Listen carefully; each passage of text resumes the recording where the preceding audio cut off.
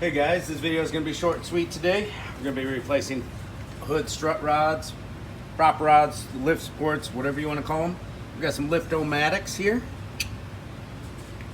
These are like 25 bucks. And you can see there's these little clips on the inside.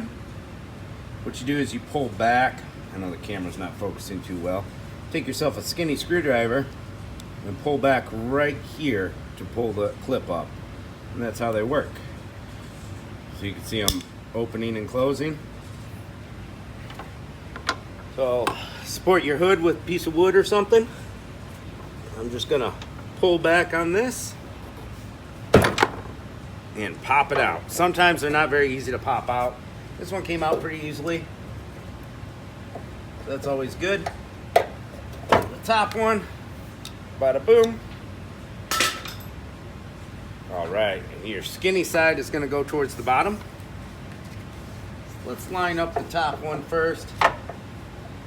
Pull back on the clip, clip it in. Now we need to compress this guy a bit because it's not lining up. Or we can lift up on the hood. Ooh, this one snapped right in without pulling back on the clip. You'll have that sometimes. And there you go. The hood, prop rod, strut, lift arm installed.